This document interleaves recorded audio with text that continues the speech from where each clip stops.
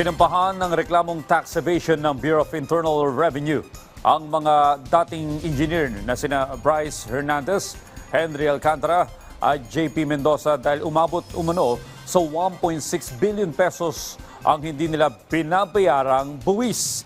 Si Luisa Erispe sa report. Magsisimula pa lang ang pagdinig ng Department of Justice sa malversation, perjury at graft complaint laban kina Bryce Hernandez, Henry Alcantara at JP Mendoza.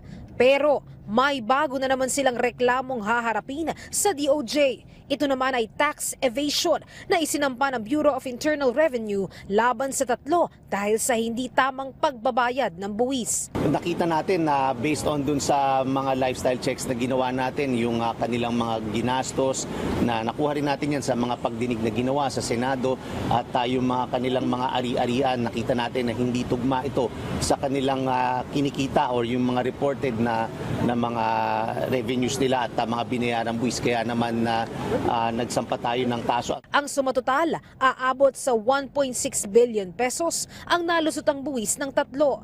Nakita umano ito ng BIR nang magsagawa sila ng lifestyle check sa tatlo at lumabas na ang mga ari-arian nila malayo sa kinikita dapat mula sa gobyerno.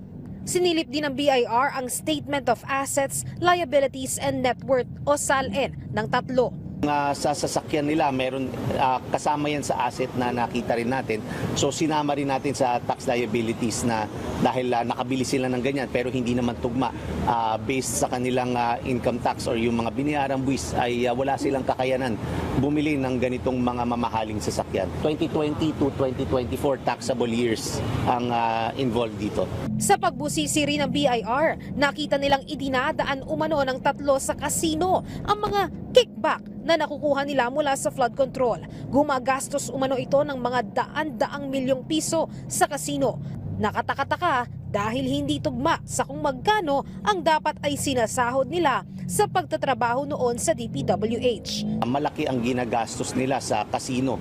So itong mga daan-daang milyon na ginagastos nila sa kasino, syempre saan naman din galing. So verify din natin at nakita natin na totoo nga na meron talaga silang mga ginastos dito sa kasino na ilang daang milyon. Titiyakin naman ng BIR na mababayaran ng tatlo ang buwis na hindi nila binayaran sa gobyerno. Kung kakailanganin, kahit mga ari-arian ay hahabulin ng ahensya. Iko-compel natin sila na bayaran yan at hahabulin din natin lahat ng mga ari-arian nila para masigurado na mabayaran ito. Luisa Erispe para sa Pambansang TV sa Bagong Pilipinas.